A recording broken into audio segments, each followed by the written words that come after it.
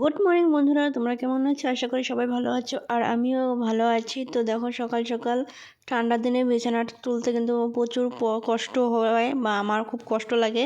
আর গরমের দিনে কী হয় বলো তো, কোনো ব্ল্যাঙ্কেট ট্যাঙ্কেট থাকে না, বাস কোনো কিছু লাগে না। আর একটা বাস করে আর একটাকে, এটা আমরা নিচে কালো ব্ল্যাঙ্কেটটা আমরা নিচে নিই, কারণ একটু রোদে দিয়ে দিচ্ছি। রোদে দিলে একটু গরম লাগবে, ভালো লাগে। ঠান্ডার দিনে একটু গরম গরম ব্ল্যাঙ্কেট গায়ে চাপা দিলে খুব মজা লাগে, তাই না? আর রোদ আমাদের উঠোনে বেশি আসে না, এখন আসেনি, পরে আসবে। আর রশিটা আমি ওদিকে টাঙিয়ে দিয়েছি, তার জন্য আর ভয়েসটা একটু অসুবিধা হতে পারে, কিছু মনে করো না। তো দেখো, ওটাকে রোদ দিয়ে এসে আমি এখন বিছানাটাকে একটু ঝেড়ে নেব, কারণ যেহেতু বাচ্চা কাচ্চা সবসময় থাকে আর সবসময় ঘরে ফ্রেশভাবে রাখতে হয়, তাই না?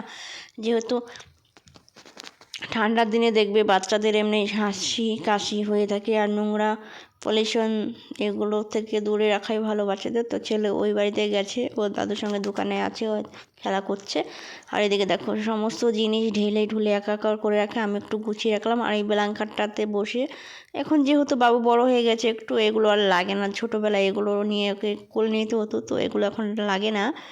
তার জন্য আমি এটাকে এখন, যখন ছেলে ভাত খায় বা আমার হাজব্যান্ড ভাত খেতে বসে, তখন এটা বিছিয়ে দিই, যাতে পাকার ঠান্ডাটা না লাগে, তার জন্য। আর পাকায় বসে তো ভাত খেতে ইচ্ছে করে না। আর আমাদের ঘরে যেহেতু জায়গাটা কম, বা ছোট্ট সংসার বলতে পারো, এক রুমের ঘর আমাদের, তো কোনো রকম এফআইএফে চলে যায়। তো ঘরটাকে ঝাড় দিয়ে নিচ্ছি, আর আমি ম্যাট বিছিয়ে নিয়েছি, দেখতে ভালো লাগে। পাকার থেকে না ম্যাট বিছিয়ে নিয়ে দেখতে খুবই ভালো লাগে। মোছা ঝাড় দেওয়া খুব পরিষ্কার পরিচ্ছন্ন থাকে আর কি, বা কাজ করে সুবিধা হয়। তো আমি এখন ঝাড়টা দিয়ে নেবো, সেটা ঝাড় দেবো, তারপরে ঘর বাড়ি মোছা টোছা আছে, অনেক কাজ আছে। প্রায় 8:30 মতো বেজে গেছে।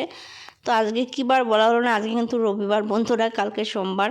এর জন্য আমি ভালো করে পরিষ্কার তাড়াতাড়ি করে নিচ্ছি। ছেলে ওই বাড়িতে আছে, আরও আসলেই একটু বায়না শুরু করে দেয়। জানোই তো, বাচ্চা কাচ্চা ছোটো থাকলে একটা মায়ের উপর দিয়ে কতটা চাপ সৃষ্টি হয়। তো এসেছে, এখন বলছে মা দুধ দিয়ে কেক খাবো। তো ওর ঠাম্মির বাড়িতে নাকি ম্যাগি খেয়েছে, তো জানি না খেয়েছে কি না খেয়েছে, তো বললো কি ম্যাগি খেয়েছি। তো ঠিক আছে, খাবে যখন, তার জন্য আমি এই কেকটা দিচ্ছি। বলছে আমি এই কেকটা খাবো না, আর একটা কেক আছে ওটা দিতে। তো আমি বলছি বাবা, এটা দিয়ে ফেলেছি, তুমি এটা খেয়ে নাও, পরে যদি এটা খেতে পারো তারপরে আমি ওটা দেবো। তো এটা খেয়ে নিয়েছিল। আর দুধ দিয়ে কেক খেতে বাবু আমার কিন্তু ভীষণই ভালোবাসে, আর এই ধরনের খাবারগুলো বাচ্চাদের দেওয়া উচিত। কেক তো এমন খারাপ জিনিস নয়, তাই না? তার জন্য ওকে দিয়ে দিয়েছি। তো এখন দেখো, আমি ঘর মুছেছি, তারপরে অনেক কাজ, কাপড় চোপড় ছিল ধুয়েছি, ফুল টুল তুলে এনেছি, তারপরে এদিকে দেখো আমি পুজোটা সেরে এনেছি। সব থেকে দেখবে সকালে বা ঠান্ডার দিনে আমাদের স্নান দান পুজোটা হয়ে গেলে সংসারে একটা, মনে করো, অনেক বড় কাজ হয়ে যায়। দেখবে সকাল সকাল তুমি স্নান করে পুজোটা দিয়ে দিলে মনটাও ভালো লাগে, বা শরীরটাও একদম অনেকটাই ফ্রেশ মনে হয়, যে সারাদিন একদম শরীরটা অনেকটাই হালকা লাগে, তাই না? আর আমি কিন্তু বয়স দিতে গিয়ে কী বলবো না বলবো আমি ভেবেই তাল পাই না। তো দেখো, এদিকে ভালো করে আজকে কমলা দিয়ে পুজো দিয়েছি। একটা কমলা ছিল, তো সেটাকেই দিয়ে ঠাকুরের প্রসাদে আমি নিবেদন করেছি ঠাকুরকে। তো ঠাকুরের কাছে অনেক মনের কথা বলি যখন পুজো দেই। ঠাকুরের কাছে আমার অনেক চাওয়া পাওয়া থাকে। আর আমি কিন্তু তোমার মহামৃত্যুঞ্জয় যে মন্ত্রটা আছে না বন্ধুরা, তো সেই মন্ত্রটা কিন্তু আমি জপ করি, তোমরাও জপ করতে পারো।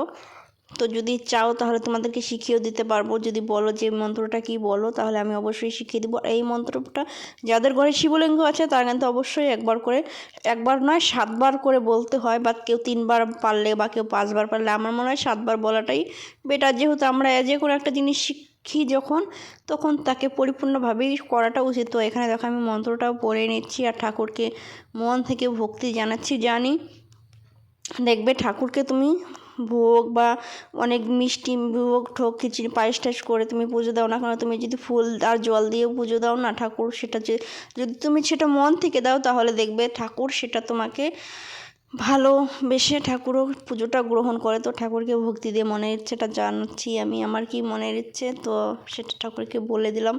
কারণ আমলকি এনেছিল, আমলকিগুলোকে কেটে রাখলাম। আর আজকে সকালে সকাল রান্না করেছি, দেখো আলু সিদ্ধ আর তোমার ঘন মুগের ডাল, ঠিক আছে। আর এই যে এগুলো দেখেছিলে তোমরা কালকে,